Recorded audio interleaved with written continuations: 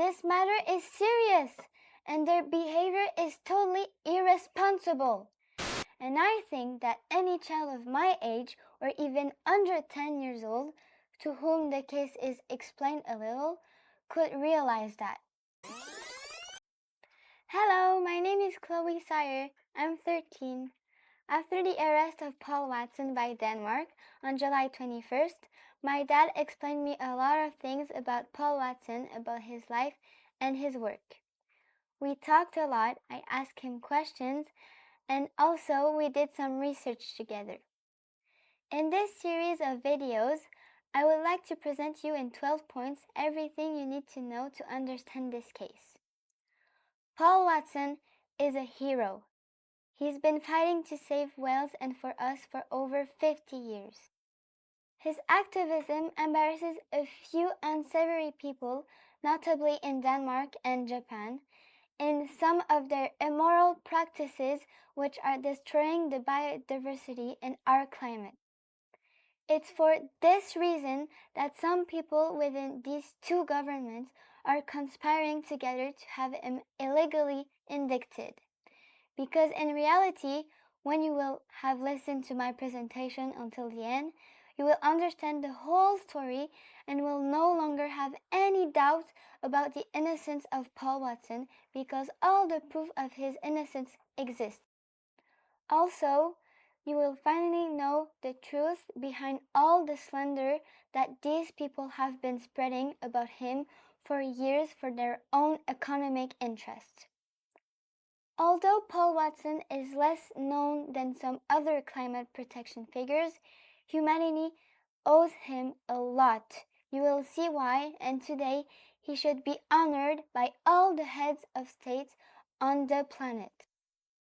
Me, I am extremely shocked by the behavior of the Danish government in this case, which absolutely doesn't respect any of the European Whale Conservation Treaties, which it signed itself, nor any of the human rights of the defense, and even misuses European laws and its own laws in order to indict Paul Watson. By refusing to take into account the proof that innocent Paul Watson, the Danish government is currently behaving in a way which is absolutely unacceptable.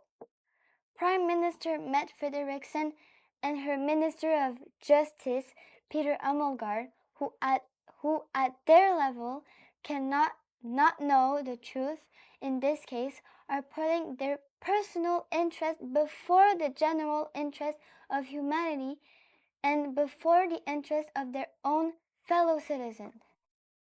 This matter is serious, and their behavior is totally irresponsible.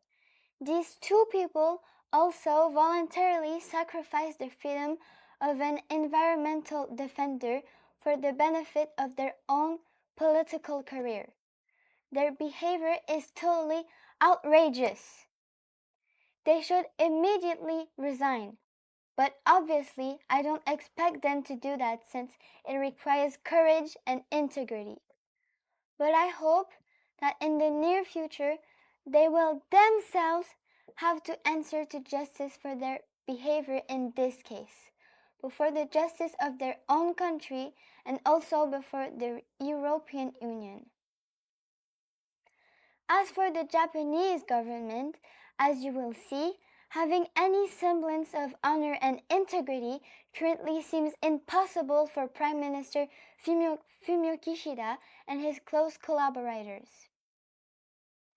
To put it very simply, the few people from the Danish and Japanese government who are currently plotting to have Paul Watson illegally indicted are nothing less, in my eyes, than guilty of crimes against humanity. You will understand why. So as I told you, I'm going to do my presentation in 12 points. They will be spread over 3 or 4 videos, I don't know quite well yet, and I will record and publish them in the coming days. As usual, with all my videos, there will be one version in English and one version in French. So, here's a list of things we will see together. First, in a few words, I will briefly introduce you to who is Paul Watson. I will also quickly introduce you to the different species of whale. This is important because since whales are at the center of this affair, we need to know a little about which animals we are talking about. We will also look at the importance of whales for the ecosystems and all the economic importance of their survival. These two subjects are essential to understand the importance of Paul Watson's work and the phenomenal damage caused by those who hunt whales, those who support them, and also the political leaders who are currently attacking Paul Watson. Once again, their behavior is absolutely unacceptable, and I think that any child of my age or even under 10 years old to whom the case is explained a little could realize that. Well, then I will present to you the legal framework for whale hunting. I will also explain to you why Iceland and Japan still hunt whale even though they no longer need it. We'll also see what Paul Watson exactly does when facing whaling ships. This is an important point because we hear absolutely anything about this, in part because of the rumors spread by the state and people I have already mentioned, and who seek to sully the image of Paul Watson among of the public in order to protect their economic interest in whaling and to be able to continue their small traffic. We will also quickly talk about human rights in Japan. It's a state which absolutely doesn't respect any of the major international human rights treaties. You will understand the Japanese government's idea of justice and how it treats its own citizens. This will tell us a lot about what's going on right now with the Paul Watson case. So, with all that, we will have finished all the prerequisites, so to speak, and I will then explain in detail the truth of what really happened in this case and which is in total contradiction with all the false accusations that are made up by the Japanese government against Paul Watson.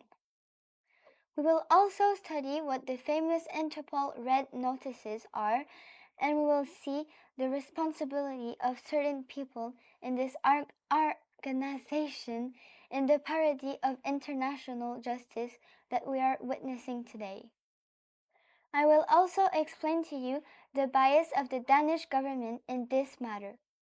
We will see what this government is right now sacrificing human rights and the protection of our climate for short-term political reasons, which are largely linked to the independence movement which threatens Denmark in the Faroe Islands.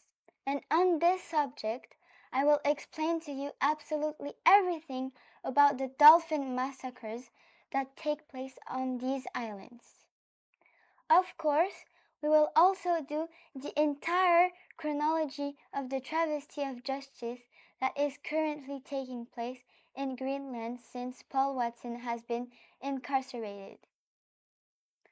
So, and finally, as a very last point, I will explain to you why this affair is important, why it goes far beyond the person of Paul Watson, and why the future of us all, humans, will depend in part of the outcome of this affair.